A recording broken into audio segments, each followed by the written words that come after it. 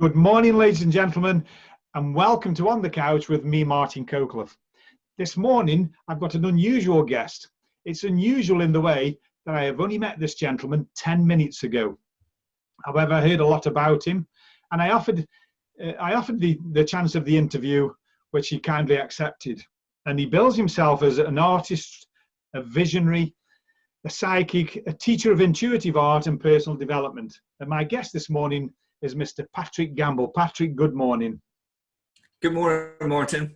Thanks for joining us. And it is a big thank you. And we were introduced through a mutual friend who we've already interviewed, Andy Ford. So I do extend that thank you and the welcome to the couch. Now, excuse me, we've explained all those wonderful talents that you've got, but can you tell us what got you into this way of life and all these different yet comparable disciplines that you do?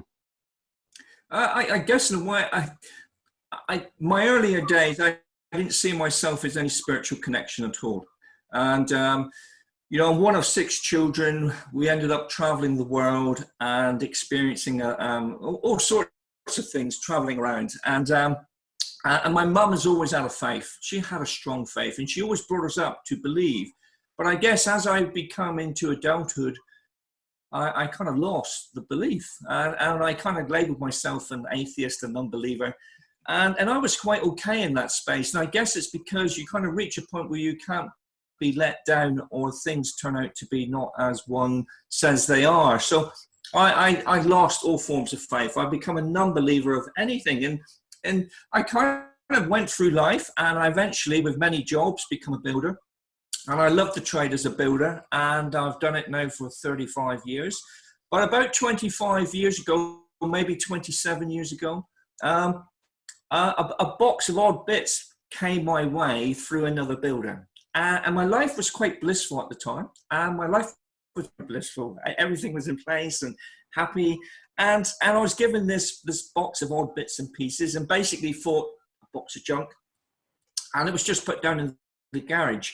And the weeks and the months went by, and I came one Saturday morning to tidy the garage and was putting stuff into the trailer to clear it all out, and came across this box, and I started going through it. And amongst general building stuff that was quite useful, there were just 3 tubes of paint, and I picked them up, and it said oil paints, and I squeezed it and I looked at it, and I had a thought, just a thought to do something silly. It's like a childish, I mean, I'd never painted before. And anyway, I thought I'm going to do a picture and stick on the wall. And I actually ended up painting a man's face. And this face did not mean anything to me. When family members returned home, I said, I've done a painting today. And they kind of laughed and chuckled, and I showed them, and they said, you painted that? I said, yeah. I said, well, what? I said, I don't know why. And who is it? I said, I don't know. I'm not really thinking that there was going to be any more to follow. But my life gradually took on things kind of changed. My dreams become very, very strong, and repeated dreams. And actually my dreams were of painting in a kind of crazy mixed up place. And I started to see things, and I call it flickers and shadows. Just I didn't really but they were like flickers and shadows. But these flickers and shadows, they grew over a long period until eventually they took form and shape. And it kind of freaked me out, and I didn't know, because I really didn't know what was happening. And I kind of, it went from all sorts of things, really, from a little bit of maybe losing my mind to you know, wondering what this is all about. But eventually it led me to a spiritualist church, and not to learn. I just wanted this to stop. But I ended up painting my wife at the time, my ex-wife now, but she had a belief, and it wasn't into spiritualism maybe, but she believed in Jesus and God, and she said to me that maybe I should just follow this and not kind of question it too much. And I did actually. I kind of went and bought a canvas, not knowing what to buy and not knowing anything. And nothing happened. And eventually woke from my sleep in the middle of the night, and I came down and I created another painting. And over the years, this evolved. It was a slow process. It probably took me 7 years to kind of come into it or to accept it properly. But that's how I started. Sounds a wonderful journey. Can I just go back to what you talked about, faith? So was that conventional faith, you know, Christianity, Jesus, and all the... Yeah. Well, my mum believed. My mum has always believed, and we didn't go to church, or she didn't go to, but she always had a strong faith. She believed there was something greater. Yeah, that's what she believed. And I want to go back to where you came into it, because you know, these interviews are about sharing experiences, so we can show people that are watching that some of the experiences are similar. And I've got one I can share with you. I mean, I was sitting in a circle. I think I've mentioned it in one of the interviews before, and that was, again, it was at a spiritualist church. And for some reason, there was something wrong with the heating, so we were actually sitting in the powder room of the ladies' toilet that had all these lovely padded chairs. And the circle leader, a lovely lady called Sally Harding, she was the president of the church. She asked me to give a message to this lady opposite, because she says, you've got somebody with you. And you know, it was that vivid. I can still see that communicated to this day. I only have to think of that moment in there. And at the end I said, if I could draw this lady, I would. And Sally said to me, well, to the circle, she said, just remember what Martin said about drawing. And it was similar to your experience then. And although I haven't aspired to painting, I've used different media, pencil, graphite, you know, pastels and things. And I ended up like I was possessed, drawing caricatures of people in the paper. And then I did my first spirit art demonstration. So very similar. I know yours is painting and mine is the pen work. Similar. Very similar introduction to the spirit art side of spiritualism. That's really interesting. So can I ask, you know, how has it changed your life, you know, from being a builder and a family man, you know, how did it change your life? I guess I went through, when it came into my life, and my life is very blissful, and I suddenly kind of calmed down to taking and accepting spirit, I went through a major challenge, a life-changing situation. And because I've been so long in this place of an atheist and unbeliever, I developed an element of trust in spirit. But then because my life fell into a bit of a hole, I kind of rebelled. And I went back for a while to where I was. And it's a bit like a cave. So I went back to this place and I rebelled against spirit and just said, no more, I can't really. It was a kind of strange thing. And I guess for 18 months, I was kind of in a place where I really didn't know which way was up. But the interesting thing is, a spirit guide came in and came to visit me, and it touched me, and not just touched me. I don't mean in a physical sense. I mean in a spiritual way. And I believe it was only really then that I was really ready to work. And so I embraced it then. And because I guess in a way from being from the childhood growing up, I guess I haven't always been the most confident person. And so it's very hard to kind of find trust in something other when you don't necessarily have trust in your own self. So, but coming into this, and I did really come into it strongly, and I trusted spirit after that 18 months. I guess what it actually, it's changed my life immensely. It's changed me, it's opened my mind. So I mean, gosh, I was a builder, and I guess to some of my ways, I become that I kind of lived within this box, if you like. My mind was in a box, and coming into spirit, it opened my mind and allowed me to look at life where my mind probably restricted me, my physical existence, kind of opened my mind up. And even the creativity, it kind of works in a way where it opened my mind up. So, and I found that over the years, it's actually, it's empowered me. It's made me believe in me more. It's helped me to explore avenues of my own thoughts and feelings. Yeah. It's made me able where I can express more, where I was very quiet before, very quiet, reserved. And so, gosh, it's changed my life. Yeah. I mean, something I picked up on there, because I don't know if Andy told you, but I'm a tutor at the Arthur Findlay College and teach around the world.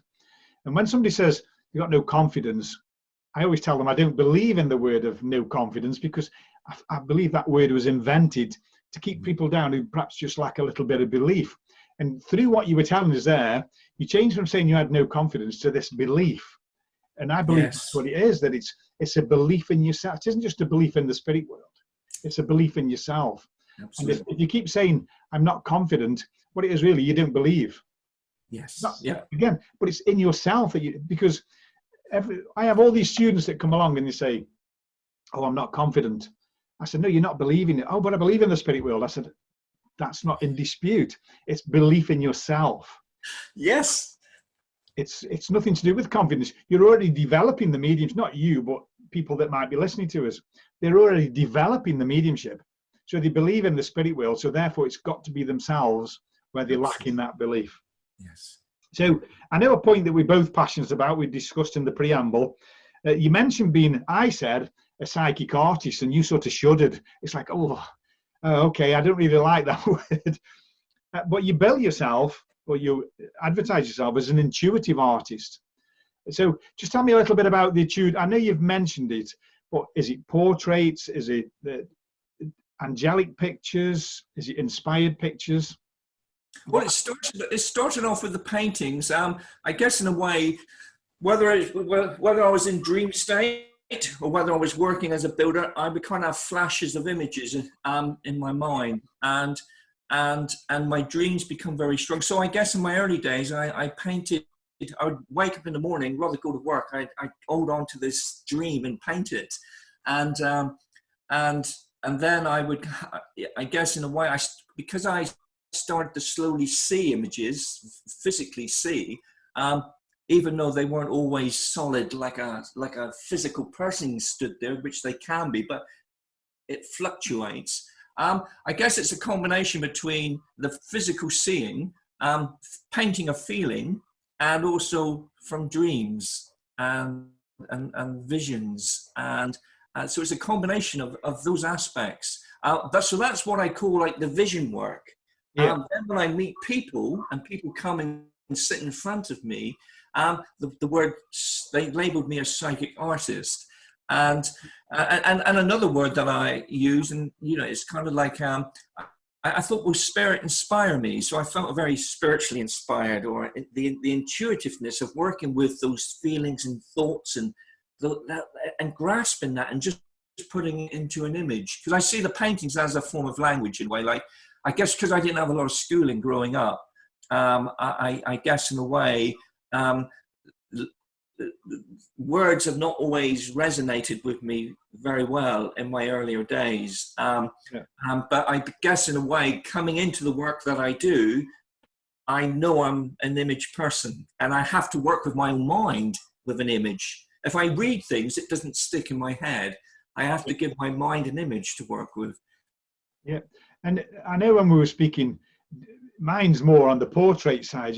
Someone's loved one comes through, and I draw it and I give evidence while I'm giving it.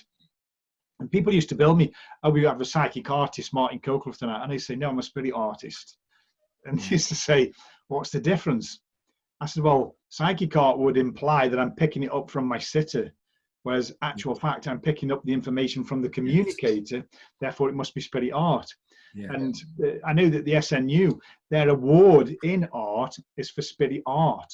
It isn't for psychic art. So there is organizations and people who are trying to change the thinking of people, that they have to call everything psychic. I like the spiritual label myself. Yeah, I do. It's kind of like to move away from the word psychic is an healthy thing. Yeah. And now the next question we've already touched on, that you say you're a visionary. You've just explained that it's through your dreams and the visions that you see. So I'm going to move on to, in the pre-meeting, you said that you do personal development, and that intrigued me because we didn't speak about it. You just said, yes, I do. And And what I want to know, and I'm sure the viewers would like to know, is that personal development in life or in the mediumship? It's kind of like, so do you, can you just explain that a little bit more? Yeah, you've put that it's personal development. Oh, yes. Intuitive, you're teacher of intuitive art and personal development. And I was wondering what side the personal development was, because a lot of people watching will see personal development as in a development group. So for mediumship. So my question is it for life or mediumship? It's kind of, in a way, what I teach people to do, I teach that self-connection to them. I teach them to work deeper with their feelings, their thoughts, to trust in that. And because these are things that have been learned to me, because there's one time that I was giving I was painting for someone in front of me, and while I was painting from spirit the picture for them, I had my thoughts took me into a situation in my past, my past, and I've always been taught to keep me out of it, move away from me in order to make the connection. So for quite a long time, I did do this, and then one day it came to the situation where I was an experience that I had many years ago in my own life came into my thoughts while I was connecting. And for once I thought, I'm going to go with this thought and I'm going to go along with this. And I said to the person that was sat in front of me, without saying that I had personally experienced this, are you actually going through a situation of this nature? And they said, I am. So spirit, in a way, took me to a situation in my own feelings, my own intuition, in order to give me understand. Where before I would have thought, oh gosh, well, that's my life, get out of this. But they were actually taking me to say, this is the connection. Talk about this experience that you have, because this is what this person is going through. So I continued to develop that side, because once I create my space and I work, spirit can take me anywhere. It can take me into my life to make a message. It can take me somewhere else to make the message. So to trust in our own thoughts and feelings is very, very important. And because our pathway is very unique, it's what makes us similar, but more importantly, it's what makes us different. Because if we're all taught to read something by the book, then it makes everything just by the book. So it's very important to bring our personal selves into a feeling or an intuitive side. Yeah, and once again, you're talking about this belief, you see. It's amazing. We talked early on in the interview about how's it changed your life, and it's obvious that you've gone from this lack of confidence to this belief, to just following the guidance from the spirit world, your own intuition, your visions. So it just shows people that that word confidence is what can hold us all back in a lot of things that we do. So you also said to me that you work with heightening one's psyche, intuition, and gaining trust in self and energy. So can you explain that a bit to us? I guess in a way, many years ago when I was working, I call them the elders that kind of like, because I was just kind of young coming into all this, and they used to come up to me and they used to say, Patrick, does it drain you when you're painting? And I used to go, yeah, it drains me. I'll probably drain before I even start painting for someone. And they used to say, it shouldn't drain you. But no one actually told me what to do. And I used to think they've just walked off and they just left me saying this shouldn't happen. And so what do? And it took me a long, long time. So I guess in a way, probably about 7 years ago, I don't know, things just took me into energy and being aware of more in the energy flow. And I was kind of shown an image that I learned to work more with my solar plexus, because it's something that's just developed with me. And it's a very, the solar plexus, or the tummy space, is where we carry all our emotions and our anxieties. It's chi, it's life force. It's a huge place. And I come to, because, the mind is a complex place and the heart is a complex place. And yet the gut feelings, it's a very truthful place to work with. And I guess what I was shown is that energy can, we're all givers. We're natural. Most of us are natural givers. We just give, and the energy can flow. And I guess there's a time in my life where I went through one challenge where I kind of like, I don't know, I recovered from the challenge, but my body was out of sorts. Yeah. And I couldn't explain what was wrong with me. The only way, if I had to explain it as a chap, I'd probably say I felt like a bicycle wheel with a kink in it. That's what it felt like. It felt like something was not in balance, but I couldn't tell you where it was in me. And I actually ended up going having acupuncture. And but what it actually, a combination of many experiences, and what was shown to me is that energy flows from this is from myself, energy flows from the tummy space. And it was shown to me as a golden thread of energy. And through most of our lives, this energy flow is perfectly natural. It's perfectly fine and perfectly natural. But there are times in our life where, through maybe a series of challenges and difficulties, our energy plummets. It will drop. And when energy drops, it's a scary place to be. It's not a good place. It's not a good place to be. So I was shown an image to pull energy. And so I worked and explored the elements of pulling energy to me. And I thought, because I need this image, and the crazy thing of all, I need to work with something for my body to understand it, my mind. And so I saw him within my solar plexus, almost like this big reel. And I worked on pulling energy to me, to my solar plexus. And from that moment, really in a way, my energy levels, that doesn't mean I don't get tired, because life, I challenge myself sometimes to keep going and to overcome, but I'm very aware of when my energy levels reach a certain point that I pull energy back, I pull energy to me. And we can retrieve our own personal energy. And then people would talk about, well, what about negative energy? Well, I don't pull negative energy. I'm working with positive energy. So it's kind of like, in a way, it's learning and it's a 24/7 thing. It's not something you can do just today and forget it tomorrow, because life is something we have to work with all the time. So teaching them that and even as a healer, how we can work with the healing vibration. But it's very important for us, to receive as well as to give. But we mostly give in life and not receive. Yeah, that was interesting when about the positive and negative energy. I would say 99% of the time a positive person, and when something goes wrong, I don't blame it on a negative energy, but so many people talk about negative energies that I feel they don't attract them, they create it themselves. Yeah. And I don't know how you feel about that, but I've always found, if you try to see the funny side in everything, one story I tell is I was trying to put it was one of these Venetian blinds up in the kitchen, and I was drilling in this hole, and with a masonry drill, and unbeknown to me, the lintel wasn't a brick lintel, which you'll understand being a builder. It was an iron lintel. And to get through an iron lintel, obviously you need a metal bit, and I was using a masonry bit. And I just kept drilling and drilling. The hole was getting bigger and bigger until I saw the metal. I saw the light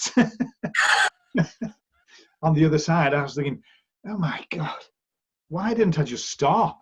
And at the time I was so angry and frustrated. I think I burnt out 3 masonry drills on this cast iron gird before I stopped. And now I see the funny side of it. Sure. But after it's finished, I calmed down and relaxed. And I just looked at it and said, it's just a drill bit. It's just a mason. It's just an iron lintel. There's no need to get upset about it. And I think if more of us looked at what we've done to ourselves with creating that negative energy, we could let go of it. And that's for relationships or anything. I don't know your feelings on that. No, I agree with you. It's because it's the law of attraction. We have to work. I've come to learn that I have to work with the positive, and always the positive, because it's a wonderful. It's I guess through kind of going through challenges and experiences.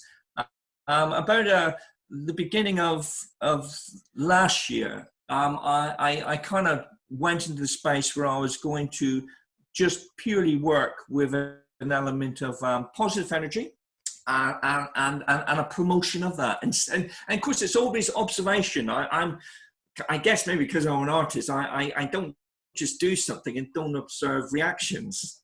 You know, because every action is a reaction. There's reactions to all actions, but it's very, very important to keep my mind into and I've come to learn that the way that I have to deal with all things with positiveness, and because if not, I'm magnifying the opposite, and I'm getting involved with it. So it becomes, you know, the relationship grows within the challenge or the happiness or whatever.